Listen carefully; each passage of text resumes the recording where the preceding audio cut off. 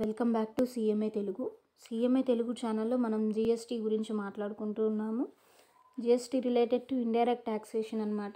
So జిఎస్టీలో మనం supply అనేది కంప్లీట్ చేసాము. ఇంట్రడక్షన్ చాప్టర్ అలాగే సప్లై చాప్టర్ కూడా కంప్లీట్ చేసాము. And next levy and collection అనమాట.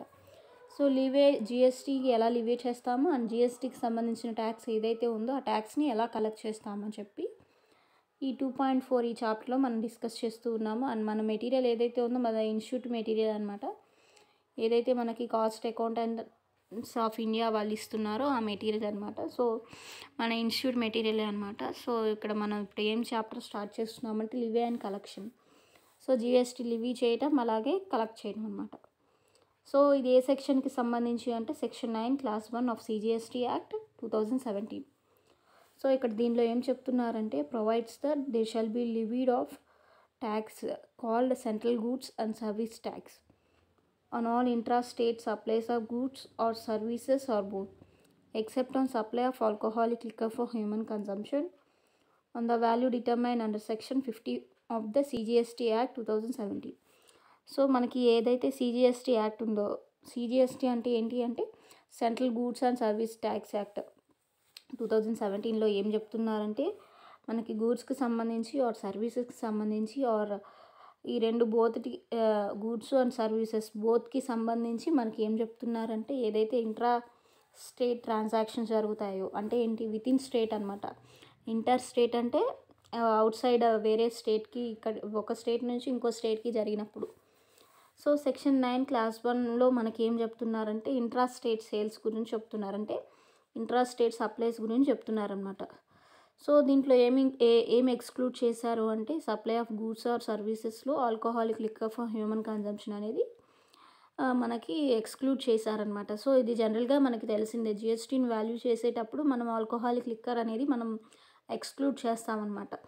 అండ్ ఏ వాల్యూ మీద మనం జిఎస్టీ అనేది లివీ చేయాలి అంటే ఏదైతే మనకి section 15 of the CGST act చెప్తుందో అంటే ఏంటి వాల్యుయేషన్ రూల్స్ అనమాట. అంటే వాల్యుయేషన్ రూల్స్ని ఫాలో అవుతూ మనం వాల్యూ డిటర్మైన్ చేయాలన్నమాట. ఆ సప్లైకి ఆ ట్రాన్సాక్షన్కి ఏదైతే వాల్యూ ఉంటుందో ఆ వాల్యూని డిటర్మైన్ చేయాలి. వచ్చిన వాల్యూ మీద మనం జిఎస్టీ అనేది లివీ చేయాలన్నమాట. సో మనం ఇక్కడ ఏం నేర్చుకుంటున్నాం, జిఎస్టీ దేని మీద లివీ చేయాలంటే value determined under section 15 of CGST act. So మనకి సిజిఎస్టీ యాక్ట్ సెక్షన్ 15లో ఏం చెప్తున్నారంటే ట్రాన్సాక్షన్ వాల్యూ ఎలా డిటర్మైన్ చేయాలి అండ్ ట్రాన్సాక్షన్ వాల్యూ ఏమి ఇంక్లూడ్ చేయాలి ఏమి ఎక్స్క్లూడ్ చేయాలి. సో ఏదైతే మన ట్రాన్సాక్షన్ ఉంటుందో ఏదైతే మన సప్లై ఉంటుందో దాని వాల్యూని డిటర్మైన్ చేస్తుంది అనమాట సెక్షన్ 15 అనేది. సో ఇది వాల్యుయేషన్ రూల్లో మనం కంప్లీట్గా డిస్కస్ చేద్దాం. ప్రజెంట్ ఇక్కడ ఏం డిస్కస్ చేస్తున్నామంటే మనకి ఏదైతే వాల్యూ డిటర్మైన్ చేస్తామో ఆ వాల్యూ మీద మనం జిఎస్టీ అనేది లివీ చేయాలన్నమాట. And at such rates not exceeding 20% as may be notified by the government on the recommendations of the council and collected in such manner as may be prescribed and shall be paid by the taxable person. So మనకి ఏవైతే rates ఉన్నాయో not exceeding 20% అనమాట. So ఏ rate అయినా సరే జిఎస్టీకి సంబంధించి intra state transactions or intra state supplies జరిగినప్పుడు మనకి ట్యాక్స్ రేట్స్ అనేవి 20% కంటే కూడా దాటకూడదనమాట. సో మనకి ఏ ట్యాక్స్ అయినా సరే 18% అవ్వచ్చు, 9% అవ్వచ్చు, 6%, 3%, 4% ఇవన్నీ కూడా 20% లోపు మాత్రమే ఉండాలి. ఎంత రేట్ అయినా మనకి ఇవ్వని ట్యాక్స్ రేట్. సో మనకి ఇక్కడ ట్యాక్స్ రేట్స్ అనేవి ఎవరు డిటర్మైన్ చేస్తారు అంటే on the recommendation of GST కౌన్సిల్లో మనకి రికమెండ్ చేస్తారనమాట. అండ్ జిఎస్టీ కౌన్సిల్ రికమెండ్ చేసి మనకి ఎక్కడ ఇస్తారంటే గవర్నమెంట్ ద్వారా నోటిఫికేషన్లో ఇస్తారనమాట. So as may be notified by the government. So government ఇచ్చిందనమాట మనకి నోటిఫికేషను. కాకపోతే ఎవరి రికమెండేషన్ వల్ల ఇస్తుందంటే జిఎస్టీ కౌన్సిల్ యొక్క రికమెండేషన్ వల్ల మనకి ఆ రేట్స్ అవ్వచ్చు అవి ఏమైనా అవ్వచ్చు ఆ క్యాలిక్యులేషన్స్ అవన్నీ కూడా మనకి నోటిఫికేషన్లో మనకి రిలీజ్ చేస్తారనమాట. సో ఏంటంటే ఇలా ఇంట్రా స్టేట్ సప్లైస్ జరిగినప్పుడు ఆ రేట్ ఏదైతే ఉందో అది 20% లోపు మాత్రమే ఉండాలి, 20% దాటకూడదు అనమాట. అండ్ ఎవరైతే ట్యాక్స్ పే చేయాలో ఆ పర్సన్ ఎవరై ఉండాలి అంటే ట్యాక్సిబుల్ పర్సన్ అయి ఉండాలి అనమాట. అంటే ఏంటి ఆ పర్సన్ మీద ట్యాక్స్ లివీ చేయొచ్చు అనమాట. అలా కాకుండా ఎగ్జాంప్టరీ పర్సన్ అనుకోండి, ఆ పర్సన్ మీద ట్యాక్స్ లివీ చేయడానికి అవసరం ఉండదు, లివీ చేసే అవసరం ఉండదు అనమాట. అండ్ చూడండి ఇక్కడ లాస్ట్ లైన్లో council and collected in such manner as may be prescribed. So మనకి ఏవైతే కలెక్ట్ చేయాల్సిన మేనర్ ఉంటుందో, ఎలా అయితే ట్యాక్స్కి సంబంధించి రెవెన్యూ ఉంటుందో ఆ రెవెన్యూని వాళ్ళే కలెక్ట్ చేస్తారనమాట గవర్నమెంట్. ఎక్కడైతే మనకి ప్రిస్క్రైబ్ చేశారో ఆ ప్రిస్క్రైబ్ చేసిన మేనర్లో మనం పే చేసిన ట్యాక్స్ని గవర్నమెంట్ కలెక్ట్ చేస్తుంది అనమాట. అండ్ ఎవరు పే చేయాలంటే and shall be paid by the taxable person. So ఎవరైతే ట్యాక్సిబుల్ పర్సన్ ఉన్నాడో ఆ పర్సన్ మనం పే చేయాలన్నమాట గవర్నమెంట్కి ట్యాక్స్ అనేది. And next it means maximum GST not exceeding 40% on all intrastate supplies of goods or services. So మనకి ఇక్కడ పైన ఏం చెప్పారు, 20% అన్నారు. సో 20% దాటకూడదు అన్నారు. కానీ ఇక్కడ ఏం చెప్తున్నారు, it means maximum GST rate not exceeding 40% on all intrastate supplies of goods or services. So 20% దాటకూడదు అన్నారు. సో 20% సిజిఎస్టీ, 20% ఎస్జిఎస్టీ అనమాట. సో రెండు కలిపితే మనకి 40% అవుతుంది అనమాట. సో మ్యాక్సిమం అమౌంట్ ఎంతవరకు తీసుకోవాలి, మనకి ఏదైతే ట్రాన్సాక్షన్ వాల్యూ ఉంటుందో ఆ ట్రాన్సాక్షన్ వాల్యూ మీద మ్యాక్సిమం 40% వరకు మాత్రమే మనం జిఎస్టీ లివీ చేయగలం. సో 40% దాటకూడదు అనమాట. సో సిజిఎస్టీ 20% కంటే దాటకూడదు. అలాగే ఎస్జిఎస్టీ 20% కంటే కూడా దాటకూడదు అనమాట. సో అదనమాట ఇక్కడ 20% దాటకూడదు, నాట్ ఎక్సీడింగ్ 20% అన్నారు కాబట్టి ఇది సిజిఎస్టీకి 20% దాటకూడదు, ఎస్జిఎస్టీకి 20% దాటకూడదని మనం అస్యూమ్ చేసుకోవాలన్నమాట. It means maximum GST rate not exceeding 40% on all intrastate supplies of goods or services. And next point చూడండి, section 5 Class 1 of IGST Act provides that there shall be levied of tax called integrated goods and service tax. That means IGST on all interstate supplies of goods or services or both at such rates not exceeding 40%. So ఇక్కడ చూడండి ఏం చెప్తున్నారు, మనకి జనరల్గా అయితే CGST 20%, SGST 20%. ఏదైతే మనకి accumulated value ఉంటుందో సిజిఎస్టీ అండ్ ఎస్జిఎస్టీ వాల్యూ కలిపితే 40% ఉంటుందో ఆ 40% అనేది ఇంటర్ స్టేట్ సప్లైస్ జరిగినప్పుడు మనం పే చేయాల్సిన ట్యాక్స్ అనమాట. సో మనకేంటి సెక్షన్ 9 Class 1లో ఏం చెప్తున్నారు, ఇంట్రా స్టేట్స్ సప్లైస్ గురించి చెప్తున్నారు అనమాట. ట్యాక్స్ రేట్స్ 40% కంటే దాటకూడదు. టోటల్ వాల్యూ మీద వేసే ట్యాక్స్ రేట్ ఏదైతే ఉందో ఎస్జిఎస్టీ అవ్వచ్చు, సిజిఎస్టీ అవ్వచ్చు, 40% అమౌంట్ కంటే కూడా దాటకూడదు రేట్ అనేది. కానీ సెక్షన్ 5 Class 1 ఐజిఎస్టీ యాక్ట్ అంటే ఏంటి అంటే integrated goods and services tax. So దీంట్లో ఏం చెప్తున్నారంటే మనకి ఐజిఎస్టీ అంటే ఏంటి అంటే ఈ వర్డ్ ఎప్పుడు వస్తుంది, మనకి ఒక స్టేట్కి ఇంకో స్టేట్కి మధ్యలో inter state transactions, inter state supplies జరిగినప్పుడు మనకి ఐజిఎస్టీ అనేది మనకు వస్తుందన్నమాట. సో మనం ఒక స్టేట్ నుంచి ఇంకో స్టేట్ ట్రాన్సాక్షన్ జరిగినప్పుడు ఇంటర్ స్టేట్ సప్లైస్ అనేది రీడ్ చేస్తాము. అండ్ అప్పుడు ఏదైతే మన వాల్యూ డిటర్మైన్ చేస్తామో ఆ వాల్యూ మీద ఎంత ట్యాక్స్ రేట్ వేయాలి అంటే 40% కూడా దాటకూడదు అనమాట. 40% కన్నా కూడా దాటకూడదు. సో చూడండి, section 5 Class 1 of IGST Act 2017 provides that there shall be levied of a tax called integrated goods and service tax on all interstate supplies of goods or services or both at such rates not exceeding 40%. So ఏదైతే IGST ఉందో IGST అనేది మనం value మీద వేస్తాం కదా, ఆ value మీద ఎంత రేట్ లోపు వేయాలి అంటే 40% లోపు మాత్రమే వేయాలి. సో 40% దాటకూడదు అనమాట. ఏదైతే ట్యాక్స్ రేట్ ఉందో ఆ 40% లోపు మాత్రమే ఉండాలి, 40% దాటకూడదు. నెక్స్ట్ సిజిఎస్టీ, ఎస్జిఎస్టీ ఎప్పుడు వేస్తారంటే ఇంట్రా స్టేట్ అంటే విత్ ఇన్ స్టేట్ ట్రాన్సాక్షన్ జరిగినప్పుడు సిజిఎస్టీ, ఎస్జిఎస్టీ వేస్తారు. అప్పుడు కూడా అంతే 40% లోపు మాత్రమే ఉండాలి మన ట్యాక్స్ రేట్ అనేది. ప్రొవైడెడ్ ఏంటంటే సిజిఎస్టీ 20% ఉంటుంది, ఎస్జిఎస్టీ 20% ఉంటుంది. అలా కాకుండా మనకి ఐజిఎస్టీ అనుకోండి, ఇంటర్ స్టేట్ ట్రాన్సాక్షన్ జరిగినప్పుడు ఒక స్టేట్ నుంచి ఇంకొక స్టేట్కి ట్రాన్సాక్షన్స్ జరిగినప్పుడు అప్పుడు మనకి ఐజిఎస్టీ లివీ చేస్తారనమాట. ఇంట్రా స్టేట్ వస్తే మన సిజిఎస్టీ, ఎస్జిఎస్టీ పే చేయాలి. ఇంటర్ స్టేట్ ట్రాన్సాక్షన్స్ అయితే కనుక మనం ఐజిఎస్టీ పే చేయాలి. సో ఐజిఎస్టీ అయినా సరే 40% లోపు మాత్రమే ఉండాలి, 40% దాటకూడదు అనమాట.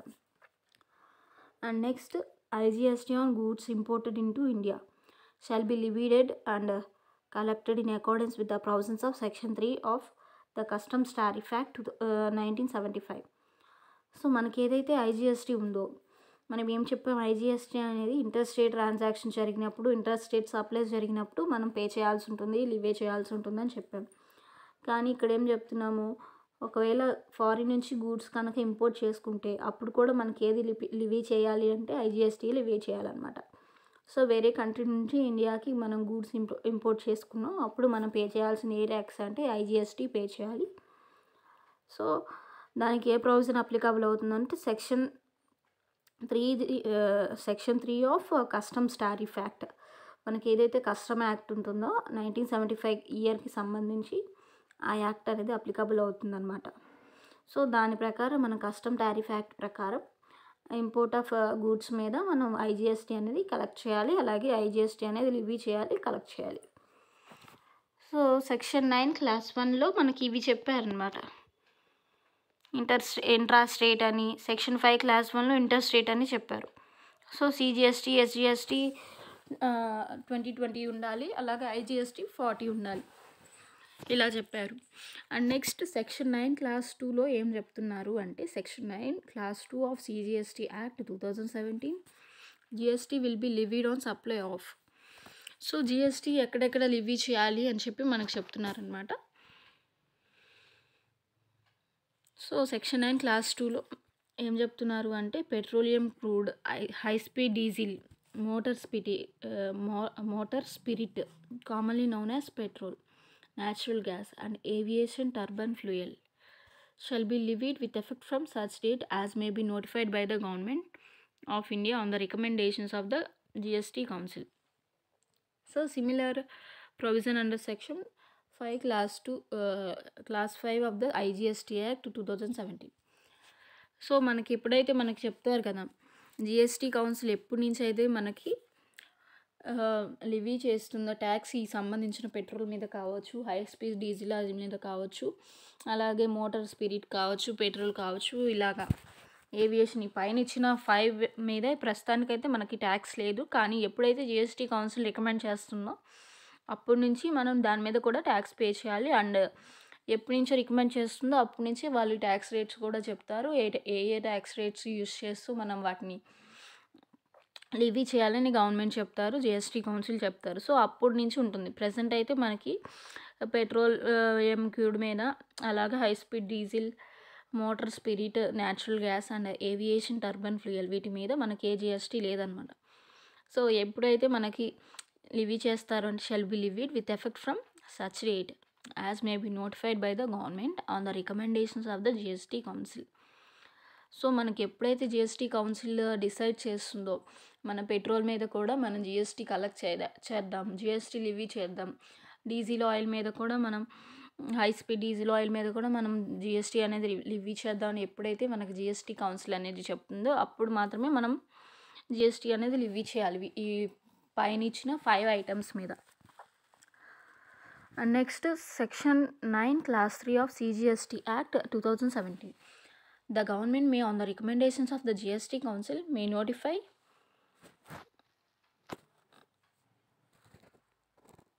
సో ఇక్కడ సెక్షన్ 9 క్లాస్ 3లో ఏం చెప్తున్నారు అంటే, of the CGST act the government on the recommendations of the GST council may notify categories or supply of goods or services or both the tax on which shall be paid on reverse charge basis.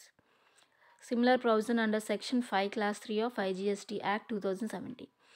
So మనకి section 9 clause 1లో ఏం చెప్పారు, intra state sales గురించి ఎంత % లోపు tax వేయాలని చెప్పారు intra states supplies మీద.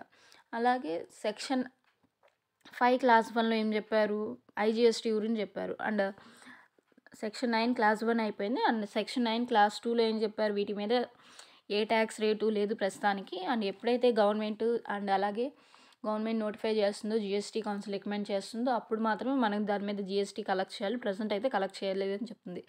సో సెక్షన్ 9 క్లాస్ 1 అయిపోయింది. అండ్ సెక్షన్ 9 క్లాస్ 2 అనమాట. సెక్షన్ 9 క్లాస్ 2 కూడా అయిపోయింది అనమాట. సో దీని మీద లివీ లేదు ఇప్పుడు ప్రజెంట్, లివీ ఫ్యూచర్లో చేయొచ్చు అని చెప్పారనమాట సెక్షన్ 9 క్లాస్ 2లో. అలాగే సెక్షన్ 9 క్లాస్ 3లో ఏం చెప్తున్నారు అంటే, మనకి ఏవైతే గూడ్స్ ఉన్నాయో ఆ సర్వీసెస్ ఉన్నాయో, గూడ్స్ ఆర్ సర్వీసెస్ ఉన్నాయో వాటి మీద మనం రివర్స్ ఛార్జ్ బేసిస్లో ఎలా ట్యాక్స్ పే చేయాల్సి వస్తుంది అండ్ రివర్స్ ఛార్జ్ బేసిస్లో ఎవరు ట్యాక్స్ పే చేయాలి, ఎవరు లివీ చేయాలి అని చెప్పి మనకి దాని మీద వస్తుందన్నమాట. సో సెక్షన్ 9 క్లాస్ 3లో మనకి ఏం చెప్తున్నారంటే జిఎస్టీ కౌన్సిల్లో మనకి గవర్నమెంట్ ఎలా నోటిఫై చేసింది అంటే జిఎస్టీ కౌన్సిల్ చెప్పిన దాని ప్రకారం ఏవైతే ఉన్నాయో కొన్ని కేటగిరీస్ ఉన్నాయన్నమాట. కొన్ని సప్లై ఆఫ్ గూడ్స్ ఉన్నాయి, కొన్ని సప్లై ఆఫ్ సర్వీసెస్ ఉన్నాయి, రెండు కలిపి ఉన్న సప్లైస్ కూడా ఉన్నాయన్నమాట. So goods and services both ఉన్న సప్లైస్ కూడా ఉన్నాయన్నమాట. సో ఏవైతే కొన్ని కేటగిరీస్ చెప్పారో, కొన్ని యాక్టివిటీస్ చెప్పారో ఆ యాక్టివిటీస్ మీద మనం tax on which shall be paid on reverse charge basis. So ఏవైతే చెప్పారో ఆ చెప్పిన కేటగిరీస్లో మనం ఏం చేయాలి, ట్యాక్స్ ఎలా పే చేయాలంటే రివర్స్ ఛార్జ్ బేసిస్లో పే చేయాలని చెప్పారనమాట. సో సెక్షన్ 9 క్లాస్ 3లో మనకి ఎక్కడ ఏం చెప్పారు, రివర్స్ ఛార్జ్ బేసిస్లో మనం ట్యాక్స్ పే చేయాలని చెప్పారు. అలాగే section 9 class 4 of CGST act 2017 central tax in respect of supply of taxable goods or services by a supplier who is not registered to a registered person shall be paid by such person on reverse charge basis as the recipient. This provision suspended till 31st March 2018.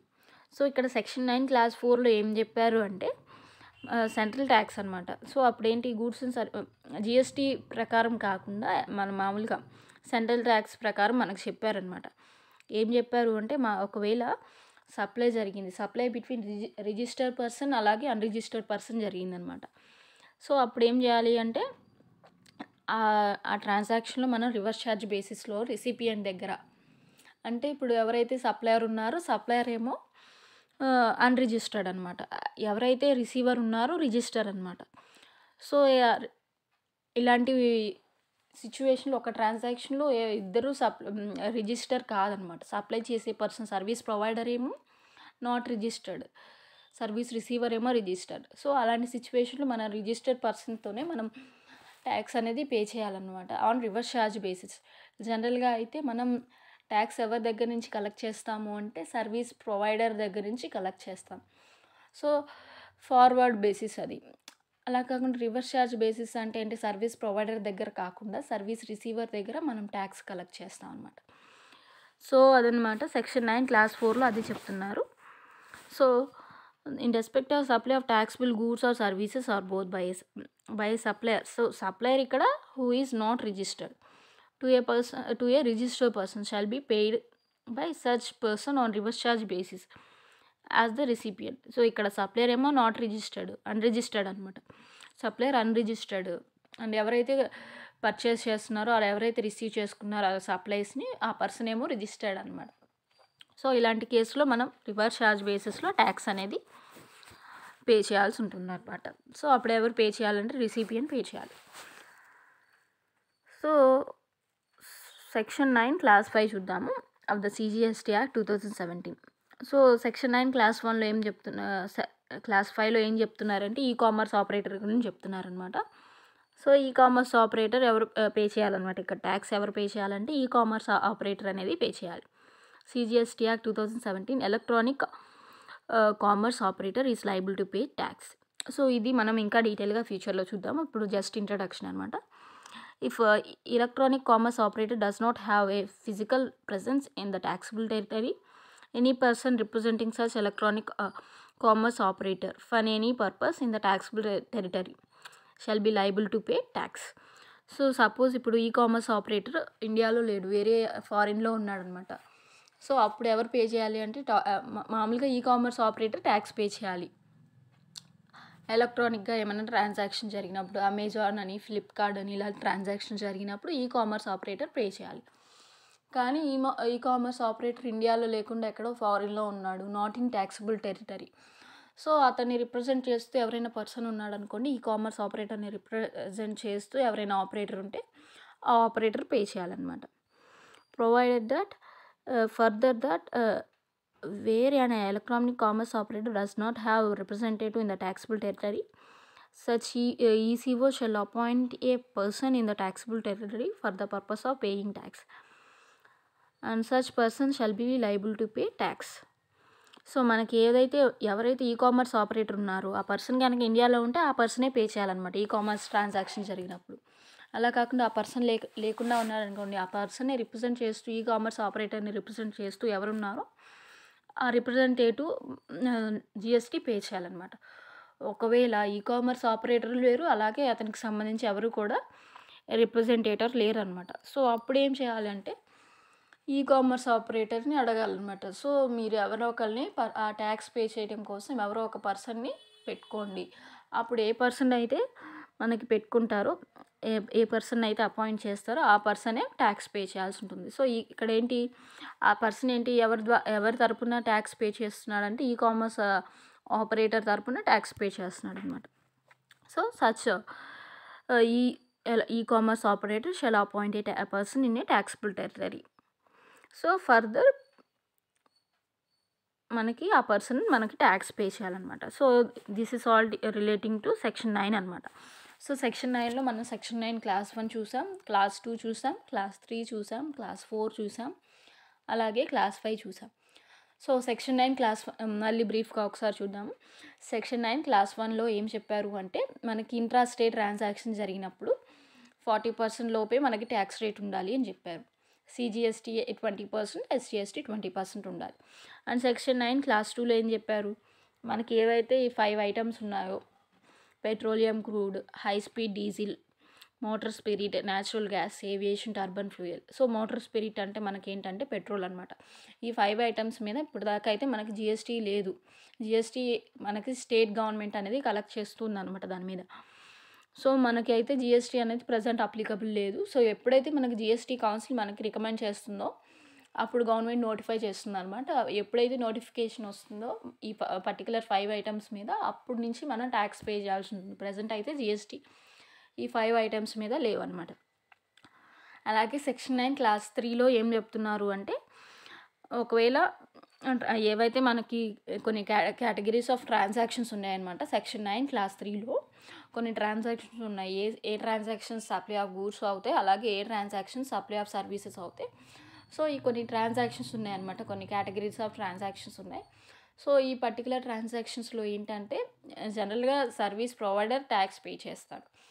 కానీ ఈ particular కేటగిరీస్లో మనకి చెప్పిన transactions ఏవైతే supply of goods ఉన్నాయో, services ఉన్నాయో, వాటి pay చేయాల్సిన tax ఎవరు పే చేయాలి అంటే సర్వీస్ రిసీవర్ పే చేయాలి on reverse charge basis. So reverse charge basis అంటే జనరల్గా రివర్స్ చేయడం అనమాట. సో జనరల్గా సర్వీస్ ప్రొవైడర్ చేస్తాడు, కానీ రివర్స్ ఛార్జ్ బేసిస్ కాబట్టి సర్వీస్ రిసీవర్ చేస్తారు. ఇది ఏ సెక్షన్లో చెప్పారు అంటే సెక్షన్ 9 క్లాస్ 3. అలాగే సెక్షన్ 9 క్లాస్ 4లో ఏం చెప్తున్నారంటే, ఒక సప్లై జరిగింది అండ్ సప్లయర్ అన్రిజిస్టర్డ్ పర్సన్ అయ్యింది అండ్ రిసీవర్ ఏమో రిజిస్టర్ పర్సన్ అనమాట. సో అప్పుడు ట్యాక్స్ ఎవరు పే చేయాలంటే register person on reverse charge basis. So ఎందుకంటే సప్లయర్ పే చేయాలంటే ఆ పర్సన్ ఏమో ట్యాక్స్ఫుల్ పర్సన్ అయి ఉండాలి. ఆ పర్సన్ నాట్ రిజిస్టర్డ్, ఆ పర్సన్ రిజిస్టర్ అవ్వలేదు. సో రిజిస్టర్ అయిన పర్సన్ ఎవరు ఇక్కడ అంటే recipient. So recipient tax pay చేయాలి. రిసిపియంట్ ట్యాక్స్ పే చేస్తే మనం ఏమంటాం, రివర్స్ ఛార్జ్ బేసిస్ అంటాం. అది సెక్షన్ 9 క్లాస్ 4లో చెప్తున్నారు. అలాగే సెక్షన్ 9 క్లాస్ 5లో ఏం చెప్పారంటే, ఈ కామర్స్ ఆపరేటర్ ట్యాక్స్ పే చేయాలని చెప్పారు. అండ్ ఈ కామర్స్ ఆపరేటర్ కనుక మనకి ఇండియాలో లేకుండా ట్యాక్సిబుల్ టెరిటరీలో లేడు ఆ పర్సన్. సో లేకపోతే ఎవరు పే చేయాలి అంటే, ఎవరైతే ఈ కామర్స్ ఆపరేటర్ రిప్రజెంటేటివ్గా వర్క్ చేస్తున్నాడో ఆ రిప్రజెంటేటివ్ పర్సన్ ట్యాక్స్ పే చేయాలి. ఒకవేళ ఈ కామర్స్ ఆపరేటర్కి రిప్రజెంటేటివ్ పర్సన్స్ లేరు, సో అప్పుడు ఈ కామర్స్ ఆపరేటర్ ఒక పర్సన్ని అపాయింట్ చేసుకోవాలన్నమాట ట్యాక్స్ పే చేయడం కోసం. సో అప్పుడు ఏ పర్సన్ అయితే అపాయింట్ చేస్తారో ఆ పర్సన్ ట్యాక్స్ పే చేయాల్సి ఉంటుంది, జిఎస్టీ పే చేయాల్సి ఉంటుంది అనమాట. So this is all relating to section 9 అనమాట. సెక్షన్ 9 క్లాస్ 1 నుంచి క్లాస్ 5 దాకా చూసాము. ఇంకా డీటెయిల్గా మన నెక్స్ట్ టాపిక్స్లో చూద్దాము. సో సమ్మరీ ఇచ్చారు, ఒక్కొక్క సెక్షన్ సమ్మరీ ఇచ్చారు. సో అవన్నీ కూడా మళ్ళీ నెక్స్ట్ క్లాస్లో చూద్దాము. So thanks for watching. Please like చేయండి, షేర్ చేయండి, సబ్స్క్రైబ్ చేయండి. Please like, share, subscribe to our channel CMA Telugu.